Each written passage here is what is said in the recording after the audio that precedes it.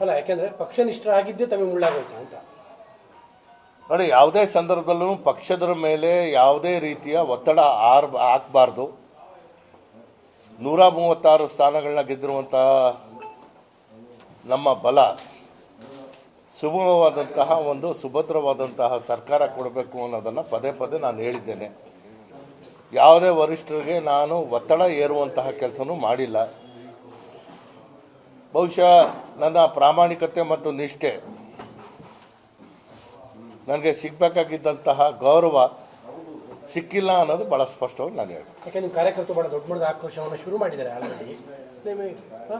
ಅವರ ಇದಕ್ಕೂ ಬೆಲೆ ಕೊಡಬೇಕಲ್ಲ. ನನಗೆ ರೂಪ ಕೊಟ್ಟಿರೋಂಥದ್ದು ನನ್ನ ಕಾರ್ಯಕರ್ತರು, ನನ್ನ ಮತದಾರರು. ಅವರ ತೀರ್ಪು ಏನು ಬರುತ್ತೆ ಅನ್ನೋದನ್ನು ಕಾದು ನೋಡ್ತೇನೆ, ಅವ್ರ ಹತ್ರ ಚರ್ಚೆ ಮಾಡ್ತೇನೆ. ನಾನು ಕಾರ್ಯಕರ್ತರ ಅಹವಾಲು ಮತ್ತು ಅವರ ಮನಸ್ಸಲ್ಲಿರುವಂತಹ ಅವರ ಅಂತರಂಗದ ಮಾತನ್ನು ನಾನು ಕೇಳಿ ತದನಂತರ ತೀರ್ಮಾನಕ್ಕೆ ಬರ್ತೇನೆ.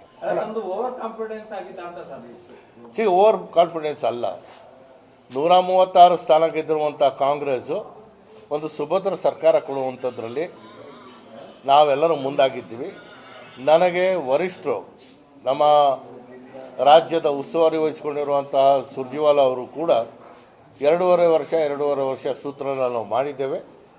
ಮುಂದೆ ನಿನಗೆ ಅನುಕೂಲ ಆಗುತ್ತೆ, ಯಾವ ನಿಗಮ ಬೇಕಾದರೂ ನಿನಗೆ ಇವತ್ತೇ ನಾನು ಘೋಷಣೆ ಮಾಡ್ತೀನಿ ಅಂದರೆ ನಾನು ಯಾವುದೇ ನಿಗಮ ಒಪ್ಕೊಳ್ಳೋಕ್ಕೆ ತಯಾರಿಲ್ಲ ಸರ್. ನಾನು ಪಕ್ಷದ ಶಿಸ್ತಿನ ಸಿಪಾಯಿ, ಪಕ್ಷದ ಮೇಲೆ ನಂಬಿಕೆ ಇದೆ, ಪಕ್ಷ ನನಗೆ ಕೈ ಹಿಡಿಯುತ್ತೆ ಅನ್ನೋ ನಂಬಿಕೆ ನನಗಿದೆ ಅಂತ ಆ ಸಂದರ್ಭದಲ್ಲೇ ಹೇಳಿದ್ದೆ. ನನಗೆ ಅವರು ಭರವಸೆ ಕೊಟ್ಟಿದ್ದರು.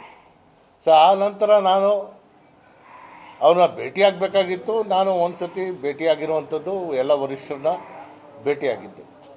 ನನಗೆ ನ್ಯಾಯ ಸಿಕ್ಕುತ್ತೆ ಅನ್ನೋದು ಒಂದು ಕಡೆಗೆ ವಿಶ್ವಾಸ ಇತ್ತು. ಆ ವಿಶ್ವಾಸ ಹುಸಿಯಾಗಿ ಪರಿವರ್ತನೆ ಆಗಿದೆ. ಯಾವ ಮಾನದಂಡ ಇಟ್ಕೊಂಡು ಈ ಪಟ್ಟಿ ಮಾಡಿದ್ದಾರೆ ಅಂತ ನನಗೆ ಅನಿಸ್ತಾ ಇದೆ. ಪಟ್ಟಿ ನಾನಲ್ಲ ಮಾಡಿರುವಂಥದ್ದು, ಮಾಡಿರುವಂಥದ್ದು ಯಾವ ಮಾನದಂಡ ಅಂತ ನಂತರ ಮಾತಾಡ್ತೀನಿ ನಾನು. ಅಲ್ಲ, ಇದು ರಾಹುಲ್ ಗಾಂಧಿ ಅವರ ಹೈಕಮಾಂಡ್ನ ಮಾನದಂಡವಾ, ಡಿ.ಕೆ. ಶಿವಕುಮಾರ್ ಅವರ, ಸಿದ್ದರಾಮಯ್ಯ ಮಾನದಂಡ? ನಾನು ಯಾರ್ದು ಈಗ ಮಾತಾಡಕ್ಕೆ ಹೋಗಲ್ಲ, ನಂತರ ಮಾತಾಡ್ತೀನಿ. ಅಲ್ಲ, ಇಲ್ಲಿಯವರೇ ಮುಖ್ಯಮಂತ್ರಿ ಇದ್ದಾಗ 3 ಮಂತ್ರಿ ಇದ್ರು, ಈ ಜಿಲ್ಲೆಯವರು ಇದ್ದಾಗ ಈಗಿಲ್ಲ, ಬರೀ ಕೇವಲ ಒಂದೇ ಮಂತ್ರಿ ನಿಲ್ಲುತ್ತೆ. ಯಾರ ಕೈ ಅಂದ್ರೆ ನೋಡಿ, ನನಗೆ ಸಮಾಧಾನ ಮಾಡುವಂತಹ ಸಂದರ್ಭ ಬಂದಾಗ ನಿಮ್ಮ ಜಿಲ್ಲೆಯವರೇ ಮುಖ್ಯಮಂತ್ರಿ ಆಗಿರೋದ್ರಿಂದ ನಿನ್ನನ್ನು ಸಚಿವ ಸಂಪುಟ ಸೇರಿಸಲು ಕಷ್ಟ ಸಾಧ್ಯ ಆಗ್ತಾ ಇದೆ ಅಂತ ಹೇಳಿದಂತಹ ಸಂದರ್ಭದಲ್ಲಿ ನಾನು ತಲೆಬಾಗಿಸಿ ಆ ಮಾತಿಗೆ ಗೌರವ ಕೊಟ್ಟಿದ್ದೆ. ಈಗ ಜಿಲ್ಲೆಯ ಮುಖ್ಯಮಂತ್ರಿನೂ ಇಲ್ಲ, ನಮಗೆ ಸಚಿವ ಸ್ಥಾನವೂ ಇಲ್ಲ, ಕೇವಲ ಒಂದೇ ಒಂದು ಸಚಿವರನ್ನ ಸಂಪೂರ್ಣವಾದಂಥ ಜವಾಬ್ದಾರಿ ಅವರು ಕೊಟ್ಟಿದ್ದಾರೆ. ಈಗ ನನ್ನ ಕಾರ್ಯಕರ್ತರು ಮತ್ತು ನನ್ನ ಸ್ನೇಹಿತರು, ಅಭಿಮಾನಿಗಳು ಏನು ನನಗೆ ಸಲಹೆ ಕೊಡ್ತಾರೋ ಅದರ ಮೇಲೆ ನಾನು ಮುಂದೆ ನಡೀತೀನಿ.